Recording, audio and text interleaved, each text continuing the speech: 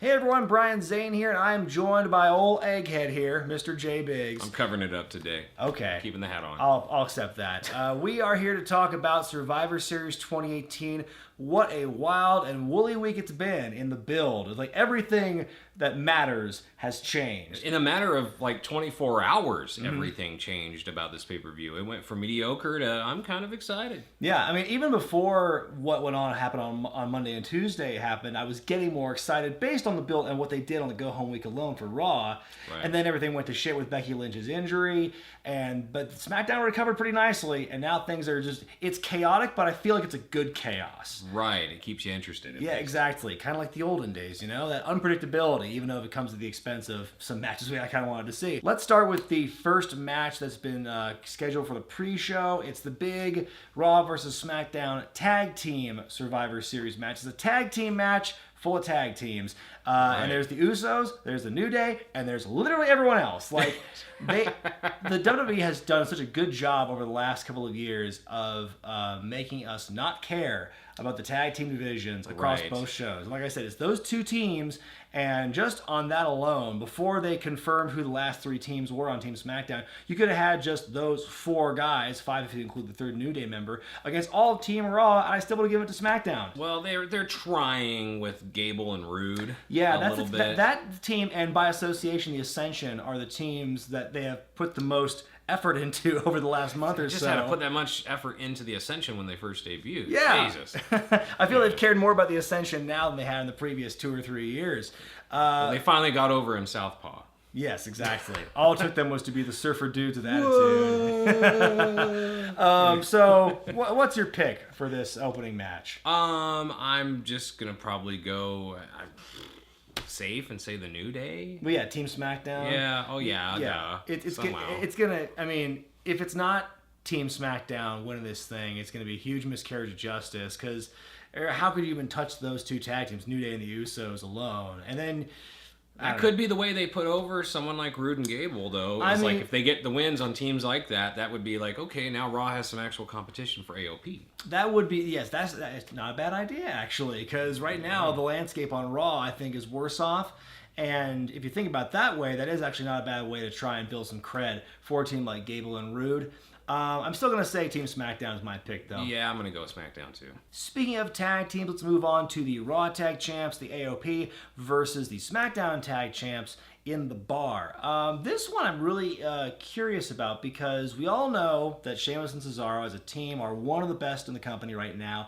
The AOP did very well in NXT, especially near the tail end of their run there. Haven't had much of a chance to prove anything on the main roster, and just kind of fell into being tag team champions by virtue of, Seth and Dean breaking up after they won them. So I think they still have a lot to prove as well. What are your thoughts about this matchup? I think it's a little bit odd, just my opinion, that they didn't keep the belts on New Day and have them do this match versus the Bar so that we didn't get the heel versus heel factor of it. And I feel like the New Day could afford a loss and keep AOP looking super strong, which is what they kind of have to do. If they weaken them down with the Bar, in my opinion, and make them just not look like those giant monsters that they have been, that role may, I don't know if it's going to hurt them necessarily, but I just think that they could have really destroyed the New Day. It wouldn't have hurt anybody. That's true. This by default, I think, becomes the AOP's biggest test because up until now they've been wrestling jobbers, it's been squash matches and stuff. This could be their first actual competitive match on the main roster. Right. And two great athletes. And like I said, we've seen what they can do at NXT. The stuff they did with DIY and with Sanity and stuff,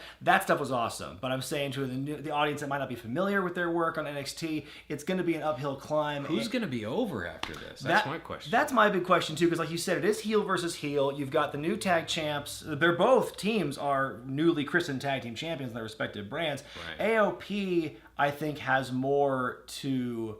I wouldn't say they have more to lose if they lose here, but it's like they have more to prove because they're less established on the main roster. Right. If you include the sum of their parts on NXT, it is more of an even matchup. I'm going to just kind of guess that Sheamus and Cesaro win based on experience alone. It might be some kind of like garbage finish. Might be kind of a schmoz or something. That's my next best guess. But if I had to pick a winner, I would say it's going to be the Bar winning. I have a weird feeling that I'm actually going to go the other way. I'm going to go with Ascension, or not Ascension, but AOP. You wish. Yeah, I wish the Ascension. Connor Mania 2019. Let's make it happen. In people. NXT, when it's the third brand, maybe. But no, I'm going to go with AOP. And here's what I think's going to, oddly enough, happen is because they've made them look so strong. I feel like they're going to do. I forget the name of the move right this minute. Forgive me, but when they pick both the guys up and slam them against each other, Super Collider. Yeah, the Super Collider. I think if they do that on Sheamus and Cesaro, I think that the crowd's going to go insane. And by the end of the match, they may be stuck with a face tag team in a weird way. That would get over in a big way if they were able to pick up and do the Super Collider. To Super Collide Cesaro and Sheamus. Right. You know, I don't know. I have a feeling that they've got to put AOP over. They're really making the Raw brand look weak as can be. So there's maybe a win for Raw in the tag team division. It's U.S. Champion versus Intercontinental Champion as Shinsuke Nakamura, the president of Nakamerica, takes on Seth Rollins. You know, the build for this has been very, I don't want to say disappointing. Well, it is disappointing because, you know, on paper, this is a great matchup. You've got Seth Rollins, who's been having an amazing year, and then you got Shinsuke Nakamura, who, when motivated, can put on incredible matches on his own as well. Right. So, but the build has just been taking a back seat to the whole issue, the aforementioned breakup of Seth Rollins and Dean Ambrose. And it's just like Seth Rollins himself said on Monday, I don't give a damn about Shinsuke Nakamura. Well, if he doesn't give a damn, then why should we give a damn? Right. It makes no sense. And like Shinsuke, my heart was also broken when Seth said that. Yeah. Right. Well, I don't know. I mean, I kind of feel like, and here's the thing, listen up, because I know a lot of folks wanted you to review Crown Jewel, and you're not going to, right? Nope. But let me give you the only review you need of Crown Jewel. Seth Rollins shined in both of his bouts. He looked great. So, or was it 3? Either way, I don't know. I didn't watch it. Oh. Okay, well, either way, both of his bouts, I think it was 2. He looked great, and he was the star of the show. Now, I think after that showing, he can take a loss from Nakamura, keep Nakamura strong with the U.S. belt. But I think Ambrose is going to play a part in this. That's what I think. I think Ambrose might come out, cause a distraction, and that he gets the concession on or whatever, and it's over. It would be weird after all the build to have just a straight-up match between the two of them and not have Dean Ambrose involved. So yeah, I'm actually in agreement with you. I think that Nakamura is going to win as well. And I mean, at this point, I think I'm picking all SmackDown sides for so far in this. I hope it's not a total sweep, and I hope I'm wrong on a couple of these. I want to keep things even. Well, right. But I mean, just looking at it on paper and seeing where this could go, like I said, it'd be weird if Ambrose weren't involved. Maybe if they want to keep it a clean finish, they'll get involved after the match. But I don't know. I think that, yeah, Shinsuke is going to win thanks to Dean Ambrose. Taking a break from the Raw versus SmackDown stuff right now to talk about the Cruiserweight Championship. Buddy Murphy defends against, he's Ali, Flippy is he, Ali Mustafa. I haven't heard that. Yeah, that's great. Now, again, I have to preface this with saying I don't watch 205 Live. I know I'm a bad fan, and my exposure to both these guys is limited. Literally, the last Buddy Murphy match I saw was Super Showdown, which we talked about back then for our predictions for that. Right. Me too. And that was great stuff. And I've heard everything through the grapevine, through word of mouth about how good these guys are. I've seen the clips. I've seen the GIFs on Twitter. So I do not doubt this will be a very exciting, good match. G-O-O-D-T, as Booker T would say. And now my dog is walking into the shot. Hello, doggy. But I really have nowhere to pick other than that they've really been pushing Buddy Murphy, and he's looked good. And I can't imagine that they're going to redo another push on Ali because, you know, he was pushed back at like WrestleMania time. I don't know, maybe they will. I mean, he's had a lot of opportunities. He did wrestle Cedric for the championship at WrestleMania. Had a great performance there. You know, there's a part of me that thinks that Mustafa will go over, but I mean, I think they also want to keep the belt on Buddy for a while. Like, you know, the company is in a phase now where they don't do quick title reigns, you know, for the fun of it anymore. They usually have lengthy reigns. Right. So I don't see Buddy losing here. I do see him retaining the championship on Sunday. What about you? I'm going to go with Buddy. Moving on to the Women's Survivor Series matchup. On Team Raw, you've got Alexa Bliss is your non-active captain. You've got Natalya, Tamina, World's Most Hated Woman, Nia Jax. You've got Ruby Riott, and you've got Mickie James. On SmackDown, you have Naomi, Asuka, Carmella, you got Sonya Deville, and there's a 5th spot that's open because Charlotte has become the replacement to take on Ronda Rousey. So really, both teams are kind of at a disadvantage right now because SmackDown needs a 5th woman. I'm just going to guess Mandy Rose is going to be filling the 5th spot because the promo from last week where she was miffed by not getting selected. But then you also have this dynamic on Raw that I mentioned on Who Wore It Better of the fact you've got Natalya and Ruby Riott on the same team. A lot of dissension there. Dissension. Yes. Again, more. We're gonna try and subtly, we're gonna get in Connor and what's his name. We're gonna mention those guys as often as subtly as we possibly can. And the Rat from NXT. I think it's really a coin flip. I think with Charlotte being taken out of Team SmackDown, that to me is like it kind of hurts their chances. I feel that it's just Raw is so tumultuous with the team they have. It's all heels and Natalya. That is such a weird combination to have like predominantly heels and not even a mix, not even a blend. At least SmackDown has a decent blend of heels and baby faces. Natalya is kind of like the girl Big Show though. She's flipping and flopping. She does turn. She does change alignments a lot. I don't think she's going to change on this night. My guess is SmackDown's going to win. What about you? I'm going to go with Raw. Okay. I'm gonna go gut feeling. You're really SmackDown in it this week. I don't know why. Team Blue all the way. It just feels like. I mean, I don't think it's like. Again, I don't think it's going to be a clean sweep.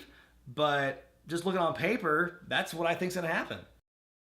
Moving on to the Men's Survivor Series matchup. On Team Raw, you have Braun Strowman, Dolph Ziggler, Drew McIntyre, Finn Balor, and Bobby Lashley. Those last two just got added on Monday night.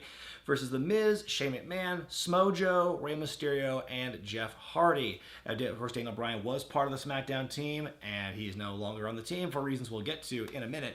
But this one, I actually feel confident that Raw is going to win for a variety of reasons. I think the real ace in the hole is Braun Strowman. They've been building up to him getting a shot against Baron Corbin at some point, and also maybe a future shot at the title with Brock Lesnar. So I don't see, especially after all my picks for SmackDown earlier, I really don't see Raw losing this one, especially because of Braun. Well, they look strong, that's for sure. They got a stronger team, I would say even. And also, not to mention, not just Braun, but also Drew McIntyre, who is really got a rocket strapped to him right now. Oh my God, and he's being pushed into this dominant thing. I would not be surprised if he were the sole survivor or one of the two survivors of Team Raw. Right. Well, that could also be something that costs them in the end, but I don't see it. I truly see Raw's team going over, and I think you're correct. It's probably going to be McIntyre or Braun that's that sole survivor. I can't see who else that they're pushing that big. Over on SmackDown they got a lot of star power, but just not adding up. I don't think.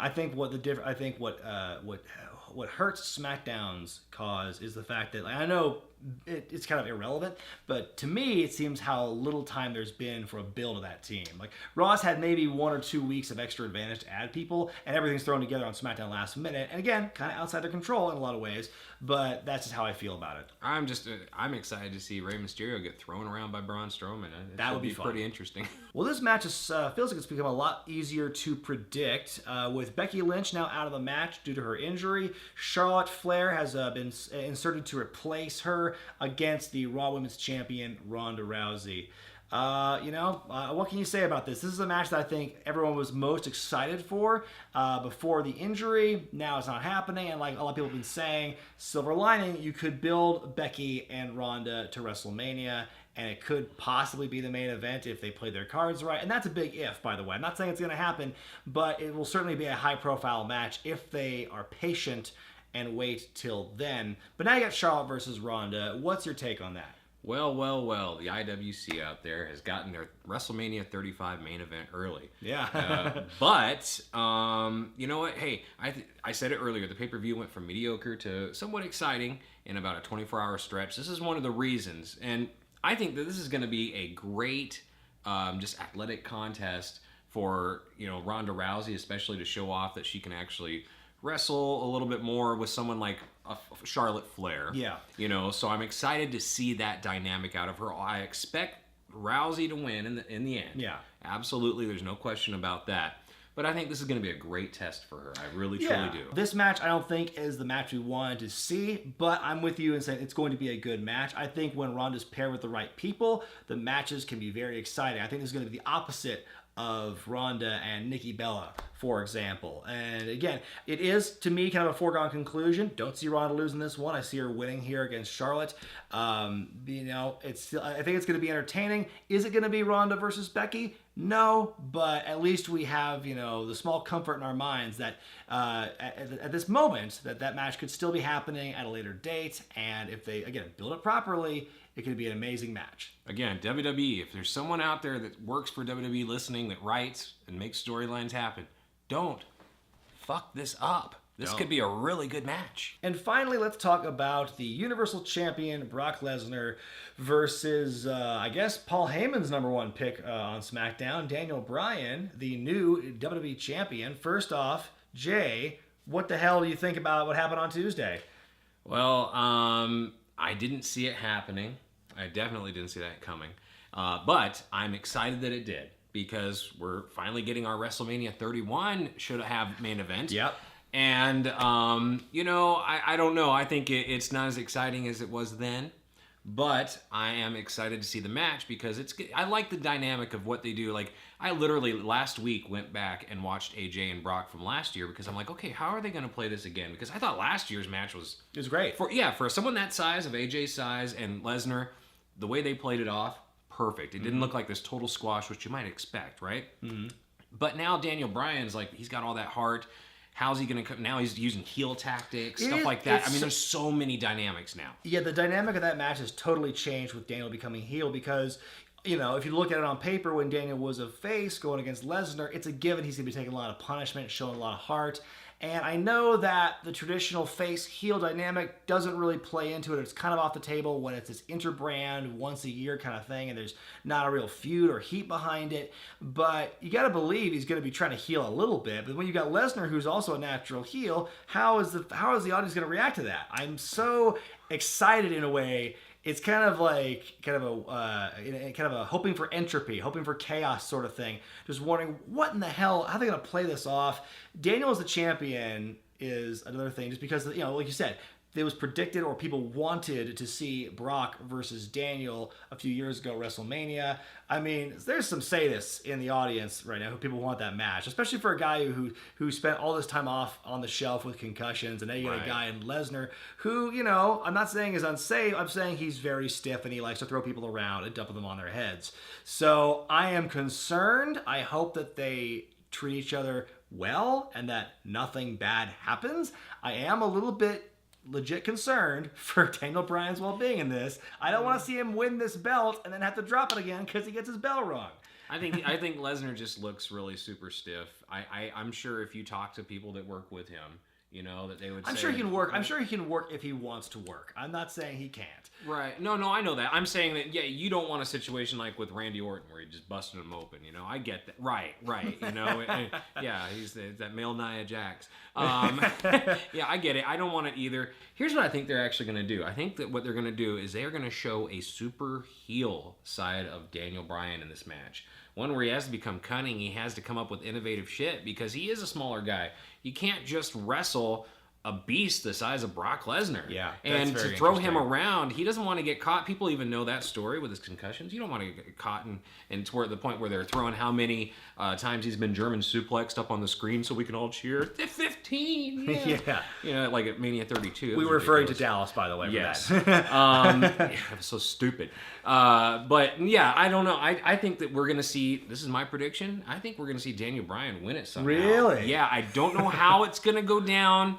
Maybe Braun comes out and, I don't know. I'm just giving an option. I think that we need to see an extreme heel Daniel Bryan in this match and show that if he can legitimately take out someone like Lesnar, right? A match like this with such a big guy versus a small guy, it begs to be overbooked in terms of how they're going to reach the finish. I like what you're thinking. I like your line of thinking with Daniel Bryan pulling out all the stops and out healing Lesnar, but I don't see Lesnar, losing here, especially if they want to really keep building him up as a threat for UFC. It's going to be dirty. It might even be something as dumb as like a roll up, like a schoolboy, or, where he pulls the tights or something, feet on the rope, something. I just don't think it's going to be a clean 1, 2, 3 by any means. That certainly could be interesting. That would bring the number of people who've beaten Brock Lesnar since he came back to Cena, Triple H, Goldberg, Daniel Bryan. I think I got all the points. Right. And Roman Reigns, of course. Well, and then, but which of these things is not like the other? But no, I think Lesnar's going to win because it's just a thing where, with all the build of him going back to UFC allegedly, I don't see him losing for a long time. And I don't see him losing Daniel Bryan. As much as I love Daniel, I just don't think he's going to win here. Do you think there's any possibility, I'm just thinking this right now off the top of my head, that we could see a Paul Heyman and Daniel Bryan alliance? Oh, that's, I don't make know. much sense? No, it doesn't. I don't think it would make sense at all. I don't think it'd be weird for Paul to unhitch his wagon to Lesnar and then go, I'm going to go with this small man with a mushy brain. Well, it's like he left him before, right? No, I get that. He left him before, and he went with the Big Show, right? So you would expect him to go if he to was the polar opposite. Right, yeah, polar opposite. Maybe, well, hey, times have changed. Yeah. The smaller guy The can business these has days. shrunk a bit. Right, So I don't know. I mean, that was just something off the top of my head. I was thinking to myself sitting right here, like, well, hey, maybe that would be an interesting way to book it. But anything can happen in the WWE. Right. Or not. Well, those are our predictions for Survivor Series this Sunday. Let us know what you think is going to happen in the comments section below, and I'll see you on the other side. I will be reporting from the Beaver State of Oregon. I'll be there in town all next week for the holiday, so I'll be watching Survivor Series from there, and I'll be giving you my report from there. It'll be coming out either Sunday night or Monday morning, hopefully. We'll see. My in-laws' Wi-Fi is crap, so upload speeds might be compromised. I'll have to find a Starbucks somewhere. Anyway, for J Biggs, I'm Bryan Zane. We'll see you next time.